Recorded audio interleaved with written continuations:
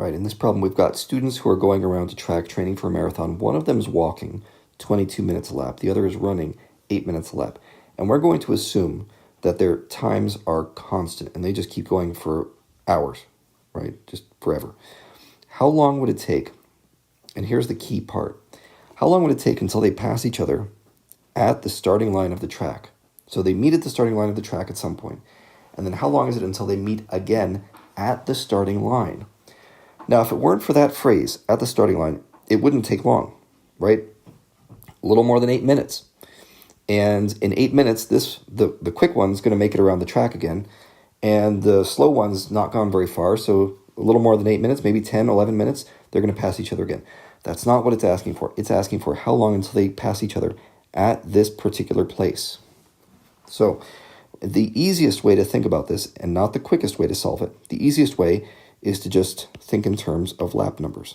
So lap 1, lap 2, lap 3, and just keep on going for 20 laps or so, I don't know. And we've got the runner and the walker. Well, the runner makes lap 1 in 8 minutes, lap 2 in 16 minutes, lap 3 in 24 minutes. The walker does lap 1 in 22 minutes. So you can see that they almost actually passed each other at the starting line right here. Not quite, so it's not good enough. We need to find where those times exactly match up.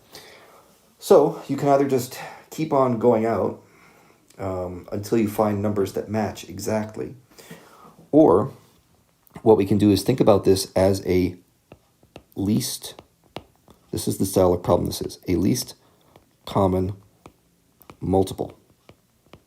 So in other words, if you multiply the runner by 3, you get 24. The walker by 1, you get 22.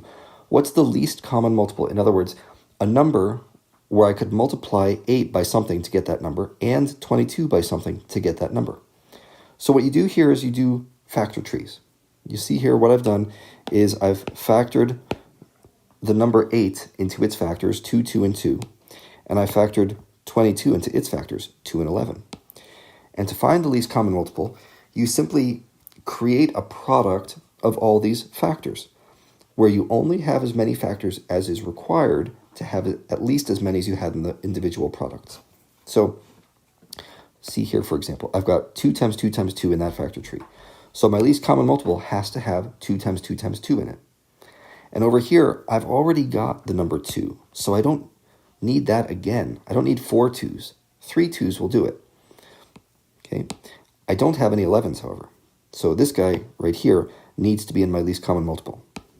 I only need one of them, but I do need one of them. So I get 2 times 2 times 2 times 11, and that makes 88. And if you think about 88, let's just double check ourselves here. 88 divided by 8 equals, that's 11 laps for the runner, and 88 divided by 22 minutes, that's 4 laps for the walker. All right, so they do match up. It's going to take a little while. My runner's got to hang in there.